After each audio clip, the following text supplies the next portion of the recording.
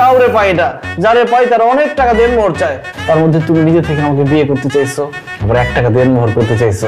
এই সুযোগ কি আমি হাতছাড়া করতে পারি? এই জন্য পরচুলাপুরে বিয়ে করতে চাইছি।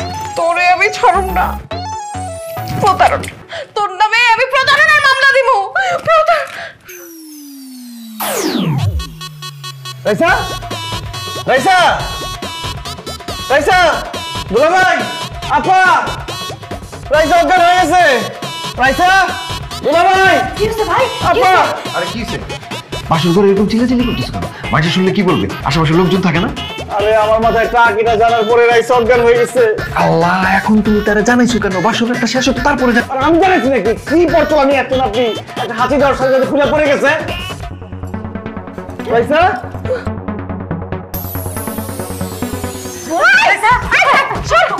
সবগুলি বন্ধ, সব কয়টা বাটপার, সব কয়টা বাটপার, সবাই আমার সাথে বাটপারি করতে তো কাউরে আমি ছাড়ব না। আর এই যে এটা সবচেয়ে বড় বন্ধ। এই আপনার মাথা ভর্তি চুল আর আপনি এরকম একটা টাকলার সাথে আবার কেন বিয়ে ঠিক করছেন? শুধু ভণ্ড না, এটা বাটপার। এই যে দেখো, ওর মাথাও কোনো চুল নাই, ওটা টাক। এই তুই চুল করছিস কেন? তোর সাথে যায় এটা? আর আপনি আমারে বলেন না কেন? একটা মেয়ে মানুষ হয়তো আপনি আমারে বলতে পারতেন যে তারা টাকলা। বললে আমি বলতে চাইছিলাম, ওদের দুইজন আমাকে বলতে দেয় নাই। কি বলতে চাইছো তুমি?